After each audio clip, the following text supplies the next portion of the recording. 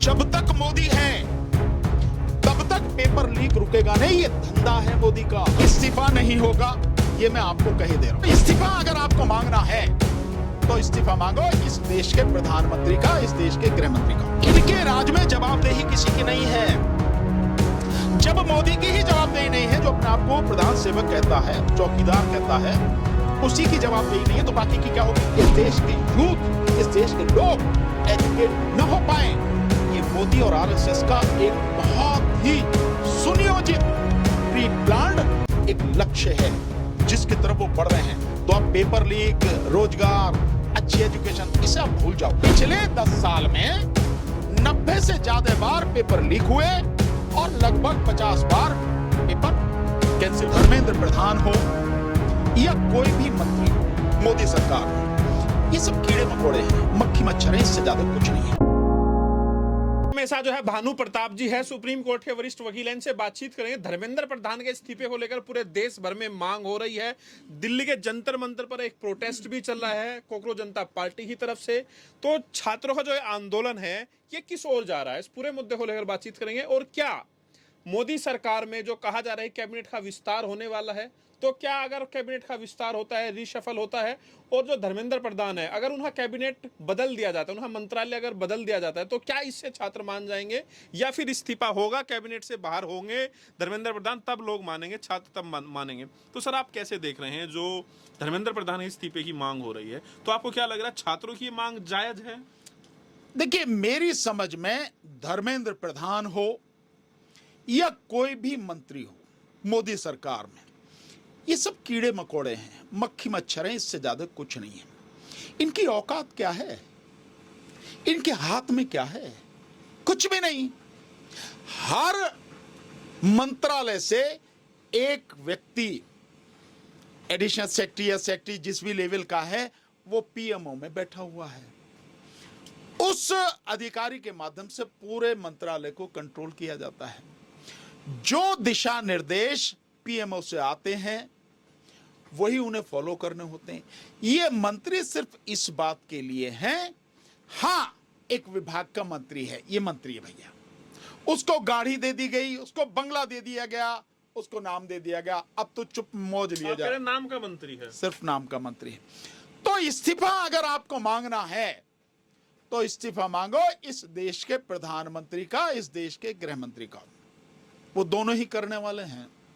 ये धर्मेंद्र प्रधान या और ये जो भी हैं, ये कुछ नहीं, इनकी कोई औकात नहीं है। और रही बात ये, जब से मैं ये कॉकरोच आंदोलन को देख रहा हूं, इनकी एक ही मांग है कि धर्मेंद्र प्रधान इस्तीफा दें, लिखा हुआ भी है उनके बैनर पे।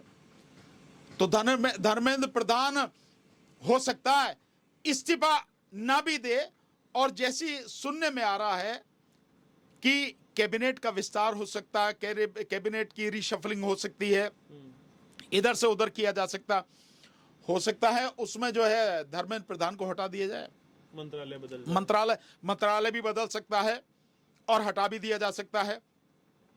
तो अगर मंत्रालय बदल गया फिर भी 50% मांग तो आपकी मान ही लीजिए, और अगर उसको लिया ही नहीं गया मंत्रिमंडल में, बिल्कुल ही हटा दिया गया, तो आपकी मांग पूरी हो गई।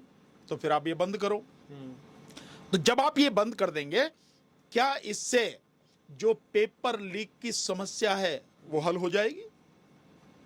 क्या इससे तय हो जाएगी सर? जवाबदेही तय हो जाएगी? नहीं हो सकती, नहीं हो सकती जवाबदेही तय। फिर आप मोदी को नहीं समझते, फिर आप अमित शाह को नहीं समझते। इनके राज में जवाबदेही किसी की नहीं है।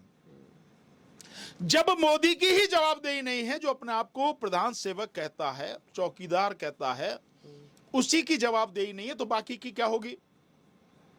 बाकी सारे के सारे तो इस सब की, मतलब इसके हाथ की कठपुतली है मोदी की। वो जिसको जहां चाहे जैसे चाहे उठा बिठा सकता है, कुछ भी कर सकता है। तो जब इसकी जवाबदेही नहीं है तो उनकी कहां से होगी? अगर जवाबदेही होती तो जवाबदेही के लिए अब जो सबसे बड़ा मामला है, प्रधानमंत्री को खुद जवाबदेही लेनी चाहिए थी। और जो राम मंदिर में डकैती हुई है वो जो ट्रस्ट के लोग हैं सबसे पहले उन सभी के खिलाफ एफआईआर कराई जानी चाहिए थी, नहीं हुई। ठीक है, कुछ भी नहीं हुआ, कोई जवाबदेही तय नहीं हुई। नीट का पेपर लीक हुआ उसी समय इसको हटा देना चाहिए था, प्रधान को नहीं हटाया। अभी ये आंदोलन चल ही रहा है और परसों ही महाराष्ट्र में फिर पेपर लीक हुआ है जी, टेट का पेपर लीक हुआ है। किसी की जवाबदेही तय हुई? कैंसिल हो गया सर पेपर, कैंसिल हो गया पेपर। यस, बस यही होता है कि पेपर कैंसिल हो जाता है। तो पिछले 10 साल में 90 से ज्यादा बार पेपर लीक हुए और लगभग 50 बार पेपर कैंसिल हुए। सर आपने दुनिया के किसी देश में ऐसा देखा है कि 90 पेपर लीक हो जाए तब भी जो मंत्री है उसका इस्तीफा ना हो? भाई मेरी जानकारी में तो नहीं है, लेकिन ये भारत में होता है क्योंकि मेरा भारत महान, इसमें जरूर होता है और ये मोदी राज में जरूर हो रहा है। ये छोटी मोटी बात नहीं, क्यों हो रहा है?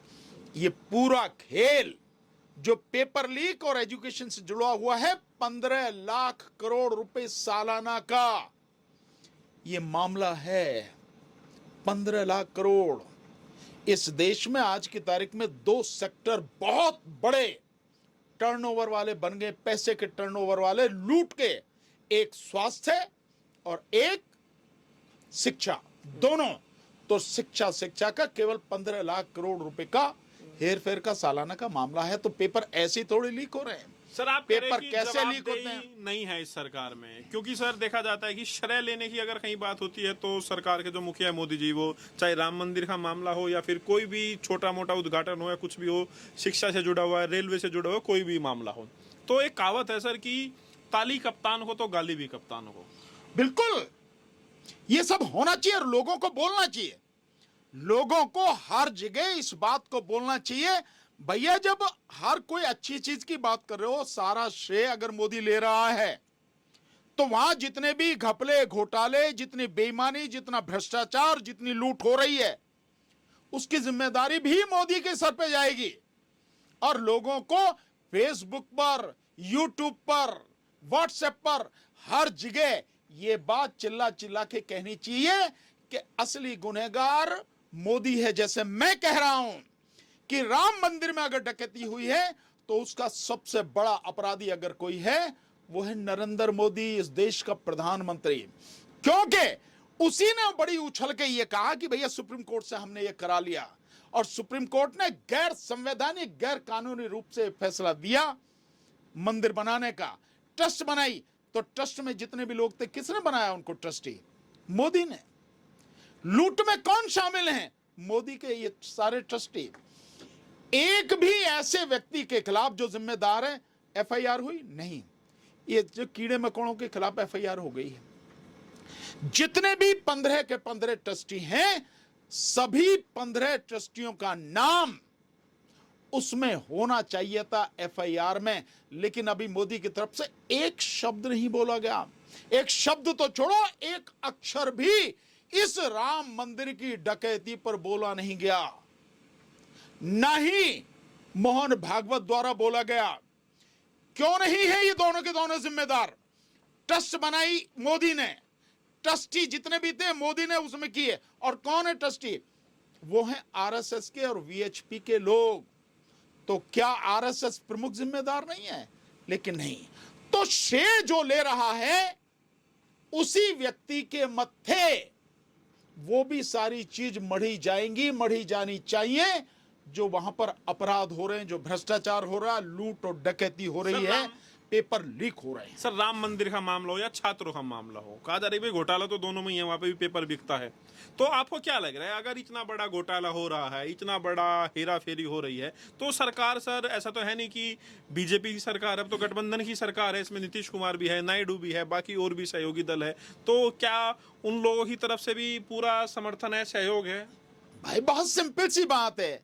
अगर आप डकैती नहीं भी डाल रहे, पर डकैती जो डाल रहा है उसके तुम साथी हो और उसके अपराध को आप बता नहीं रहे, उसके अपराध के खिलाफ आप बोल नहीं रहे, देश की जनता की जो भावनाएं हैं, श्रद्धाएं हैं, उनका आप कोई मान सम्मान नहीं कर रहे, आप आवाज नहीं उठा रहे कि भाई प्रधानमंत्री नरेंद्र मोदी, आपकी जिम्मेदारी है कि ये जो सारे ट्रस्टी बनाए आपने बनाए, इनके खिलाफ एफआईआर कराओ। किसी ने कहा? नायडू ने कहा? नहीं कहा। नीतीश ने कहा? नहीं कहा। जिस शिंदे जो है वो शिंदे गुट का जो शिंदे, उसने कहा? नहीं कहा। तो ये सारे के सारे लोग अपराधी हैं इस डकैती में, इस चोरी में, इसको करने में, इसकी लूट में और इसको छुपाने में। सारे के सारे। ठीक है सर, एक मुद्दे पर आते हैं, शॉर्ट में सवाल है, शॉर्ट में जवाब। सर, ये जो पूरा मामला चल रहा है, जो छात्रों का जो प्रोटेस्ट चल रहा है, इस पूरे प्रोटेस्ट को लेकर क्या आपको लग रहा है सही दिशा में जा रहा है? ये जो कोकरोच जनता पार्टी जो अभिजीत दीप के है, उसके बारे में आपका क्या कहना है सर? देखिए, इस्तीफा होगा कि नहीं होगा? नहीं, लग रहा है उस लेवल पे आंदोलन चल रहा है या पहुंचेगा? दम नजर आ रहा है आपको? देखिए, बहुत आंदोलन आपने देखे। इस्तीफा नहीं होगा, ये मैं आपको कहे दे रहा हूं। ज्यादा से ज्यादा अगर होगा तो दो में से एक बात हो सकती है।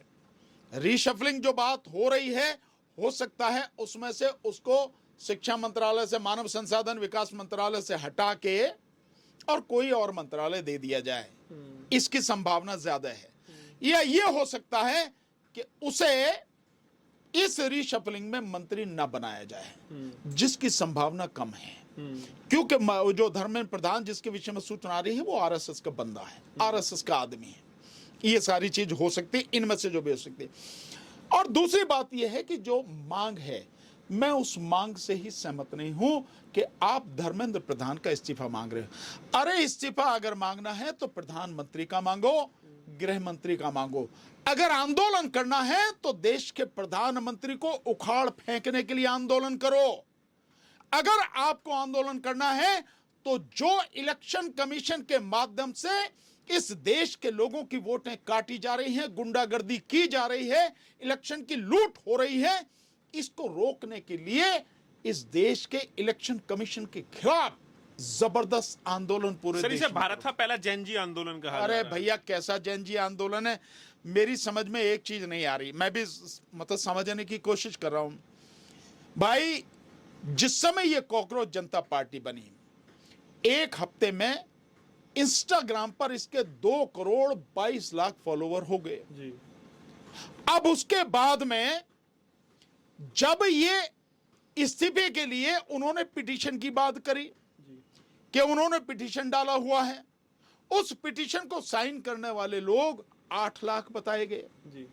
8 लाख लोगों ने साइन किया पिटीशन। और उसके बाद में ये आंदोलन शुरू हो गया। तो बड़े जैसे किसी दामाद को देख के आते हैं, दिल्ली पुलिस के डीसीपी वगैरह, वो गए और जाके वहां दे दिया, वहां पे एयरपोर्ट पे जाके बिना मांगे परमिशन दे दी कि लो भैया, अच्छा चलो दे दी। तो इससे पर दुनिया में मैसेज आएगा ना कि भारत इतना डेमोक्रेटिक कंट्री है, बहुत डेमोक्रेटिक है, तो चलो डेमोक्रेटिक। अब बात यह है कि 2 करोड़ 22 लाख और 8 लाख साइन करने वाले, भैया 8,000 तो वहां होने चाहिए थे जंतर मंतर पर। मैं तो 8,000 की बात कर रहा हूं, जिन्होंने साइन करे हैं। फॉलोअर को छोड़ो, जिन्होंने साइन करे हैं उनके 8,000 तो होने चाहिए थे। जब से ये आंदोलन यहां चल रहा, अभी तक कुल मिला के अगर उन्हें गिन लो तो वो 8,000 नहीं होंगे भाई, उस दिन से आज तक। भाई मैं तो कह रहा हूं ना, उस दिन से गिन लो। आप तो लोग जाहिर है, आप लोग सो बात ये है, ये क्या बात है, क्या चक्कर है कि पब्लिक, इस जो यूथ है विशेषकर जिसकी बात उठाई जा रही है, वो यूथ जो है क्यों इस आंदोलन से जुड़ नहीं रहा? कहीं ना कहीं कोई ना कोई तो बात है। क्या ऐसी चीज है जो उस यूथ को यहां आने नहीं दे रही है? क्या उस यूथ को डर है सरकार से, या वो यूथ कुछ और समझ गया है, या वो समझ गया है कि यह आंदोलन वाकई में जो वो है उसके लिए नहीं है, या कुछ और है? कहीं मतलब कहीं कुछ आंदोलन। भाई मैं तो जानने समझने की कोशिश कर रहा हूं कि अभी ये आंदोलन क्या है। और मैं भी, वैसे आज मेरा जाने का प्रोग्राम था लेकिन आज हम नहीं जा पाए, हमारे साथियों, हम कल परसों में हम जाएंगे, हम भी देखने समझने की कोशिश करेंगे आखिर ये आंदोलन है भी क्या। देखें तो से भी इतना सब कुछ हो रहा है, किसानों ने भी समर्थन दिया, तो आप लोग समर्थन करते हैं इस आंदोलन? नहीं, देखिए किसानों ने जो समर्थन दिया है वो किस तरह से समर्थन दिया है ये मेरी अभी जानकारी में नहीं है। हाँ, कहा जा रहा है कि चन्हूनी साहब ने समर्थन दिया है, लेकिन मैंने जो शब्द सुने हैं वो ये कह रहे नैतिक रूप से इसका समर्थन करते हैं। नैतिक नहीं, ये तो फिजिकल समर्थन चाहिए, पब्लिक चाहिए। जैसे किसान आंदोलन में लोग वो कह गए रहे हैं थे, कि हमने आपका समर्थन किया, आप भी हमारा समर्थन करना। अभी जो यूएस ट्रेड की डील हुई है भारत के साथ, उसमें किसानों को अनदेखी हुई, किसान भी एक बड़ा आंदोलन करने की धमकी दे रहे हैं। बिल्कुल सही बात है, उन्होंने बिल्कुल सही कहा है। तो मैं तो दोनों से कह रहा हूं कि दोनों मिल जाओ भैया, नैतिक रूप से समर्थन मत करो, फिजिकल रूप से समर्थन करो, और दोनों मांगों को साथ में लेके जंतर मंतर पर अड़ जाओ। किसान भी आ जाओ और भैया ये भी आ जाओ, सारे के सारे आ जाओ। और अगर आप देखेंगे अभी तक जो सारी चीजें आ रही हैं, बहुत बड़ा जो किसानों का समूह है, किसानों के संगठन हैं, उनकी तरफ से ऐसा कोई अभी यहां समर्थन निकलकर नहीं आया है। तो बात यही है कि क्यों नहीं आया है। जो जेनजी इतनी बड़ी संख्या में है, वो इस आंदोलन में क्यों ढंग से या बहुत बड़ी संख्या में भाग नहीं ले रहा। उसकी जो कैपेसिटी है, जंतर मंतर पे हमने आंदोलन किया, हमें मालूम है कितनी कैपेसिटी है, 3000 से ज़्यादा की उसकी कैपेसिटी नहीं है। पर मैं भी मान लेता हूँ भाई मैक्सिमम 5000 लोग आ गए। तो पहले दिन से जो लोग आए थे, उसके बाद से लोग लगातार कम हुए हैं जी। अब सुनने में आ रहा है कि वांगचुक साहब जो है भूख हड़ताल पर बैठ गए हैं। जी, आज दूसरा दिन है। आज दूसरा दिन है उनका, कल से वो बैठे हैं। तो संख्या कुछ बड़ी है, सुनने में आ रहा है। संडे में भीड़ थी, कल संडे में भीड़ थी, हो सकता है संडे की वजह से आगे हों। पर बात ये संडे मंडे की नहीं है भाई। जब तुम्हारे लिए आंदोलन हो रहा है तो उस जेनजी को आना चाहिए, बट वो जेनजी क्यों नहीं आ रहा, ये वाकई में रिसर्च का विषय है। उसको आना चाहिए, वो क्यों नहीं आ जग रहा है इन लोगों पर। इस हिसाब से तो यही लग रहा है कि कहीं ना कहीं उस जेनजी के भरोसे में कोई ना कोई कमी आई है, कोई ना कोई दिक्कत जरूर है। आपको दीप वो क्या है, अभिजीत दीप के पे? नहीं, मैं उसे जानता नहीं तो भरोसे की बात क्या करूं भाई। जानूंगा तभी तो बात करूंगा, पहले उससे मिलूंगा, बात करूंगा, उसे जानने की कोशिश करूंगा। जब जान लूंगा तभी तो भरोसा ना भरोसे की बात होगी। बिना जाने आंख मीच के कैसे ये कह दिया जाए कि किसी पे भरोसा है। लेकिन सर, ठीक आप है, कह रहे हैं बहुत कि सारी चीजें चल रही हैं, बहुत सारी चीजें इन सब के विषय में चल रही है सारी चीजें। सर, आप कह रहे हैं कि इस्तीफा होना चाहिए मोदी का और अमित शाह का। तो सर क्या रास्ता है? ऐसे तो नहीं हो पाएगा ना, ऐसे एक होता है। ही रास्ता है और एक ही सबसे बड़ी समस्या है। ये पेपर लीक रुकेगा नहीं, मैं लिख के दे रहा हूं आपको। जब तक मोदी है तब तक पेपर लीक रुकेगा नहीं। ये धंधा है मोदी का। एजुकेशन सिस्टम उसने धंधा बना लिया है, एजुकेशन सिस्टम का बेड़ा गर्क कर दिया है। इस देश के यूथ, इस देश के लोग एजुकेट न हो पाए, ये मोदी और आरएसएस का एक बहुत ही सुनियोजित प्री प्लान्ड एक लक्ष्य है जिसकी तरफ वो बढ़ रहे हैं। तो आप पेपर लीक, रोजगार, अच्छी एजुकेशन, इसे आप भूल जाओ। इसलिए इस देश में लड़ाई केवल एक मक्खी मच्छर टाइप मंत्री के इस्तीफे को लेकर नहीं होनी चाहिए।